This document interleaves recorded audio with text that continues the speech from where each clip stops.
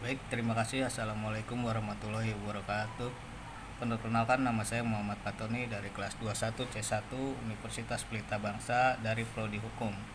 Di sini saya akan menjelaskan dan menjawab beberapa alasan pentingnya mempelajari kewarganegaraan sebagaimana yang telah dijelaskan oleh Prof. Dasip Budimansa. Alasan yang pertama adalah alasan historis yang mengambil dari catatan sejarah Bung Karno. Pernah mengatakan pertama dari revolusi atau kemerdekaan, semua hal itu menurut sangat mudah. Persoalannya hanya satu, pro atau kontra. Siapa yang pro penjajah hantam remuk, dan siapa yang pro terhadap penjajahan pegang senjata rebut kemerdekaan. Idealisme sangat tinggi dan menyala-nyala seperti burung Garuda yang benar-benar mengangkasa ke langit. Dari situasi ini sangat berbeda-beda dengan saat ini. Oleh karena itu, pendidikan kewarganegaraan sangat diperlukan untuk membina bangsa. Dan yang kedua, alasan yuridis. Alasan yang berdasarkan undang-undang. Dalam Undang-Undang Nomor 12 Tahun 2012 tentang Pendidikan Tinggi, pasal 35 ayat 3 tentang kurikulum pendidikan tinggi wajib memuat pelajaran yang pertama pendidikan agama, Pancasila, kewarganegaraan, dan bahasa Indonesia. Jadi sangat jelas, menjalankan pendidikan kewarganegaraan sama dengan melaksanakan perintah undang-undang. Yang ketiga, sosiologis. Alasan berdasarkan keadaan masyarakat. Alasan ini sangat untuk menilai keadaan sekarang, perlu membandingkan dengan alasan sebelumnya. Alasan sosiologis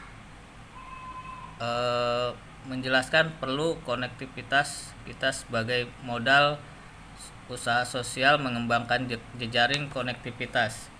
Tidak cukup sampai di situ saja mengandalkan infrastruktur seperti jalan, jembatan, transportasi, bangunan, dan sejenisnya, melainkan adanya infrastruktur lunak seperti pendidikan, budaya, agama, nilai, karakter, dan sejenisnya. Kita bisa mengambil pelajaran Sumpah Pemuda pada tahun 1928. Pada waktu saat itu konektivitas sangat terbatas. Namun dengan konektivitas kekuatan hati dan pikiran yang kuat, generasi Sumpah Pemuda mewariskan modal yang kuat bagi perkembangan bangsa ini. Kita memiliki konektivitas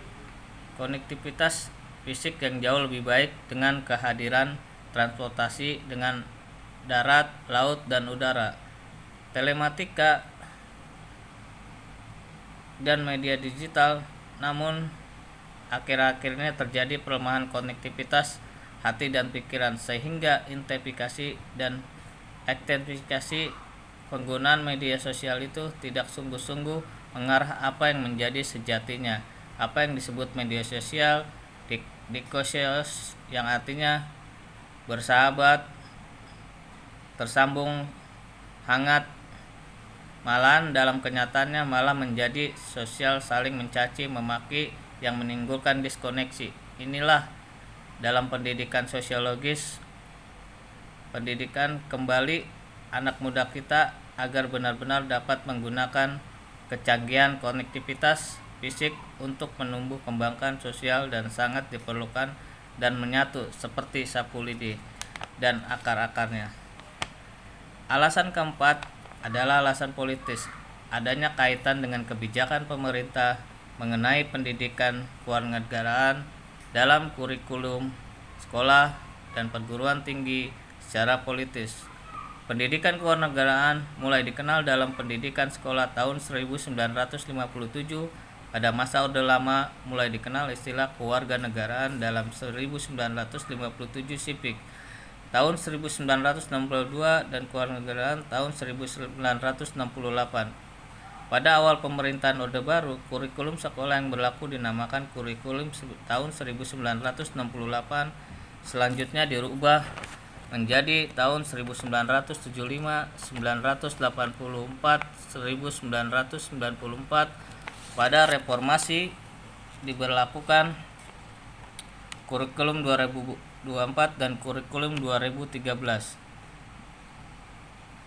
Dalam semua kurikulum, semua sebagai mata pelajaran wajib dan penamaannya berubah-ubah di perguruan tinggi mengenai kuliahan dikenal kewiraan sejak tahun ajaran 1973-1974.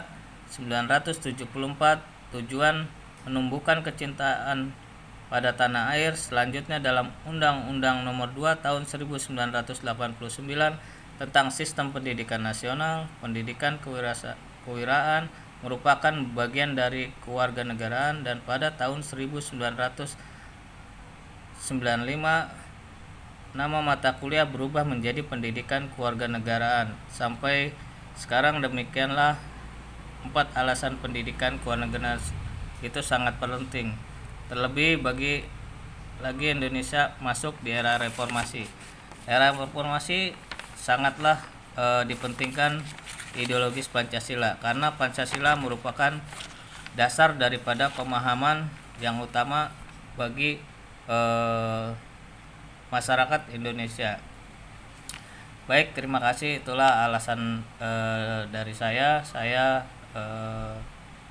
Adapun beberapa kesalahan atau yang memang kurang terbaca mohon dimaafkan. Selebihnya terima kasih. Wassalamualaikum warahmatullahi wabarakatuh.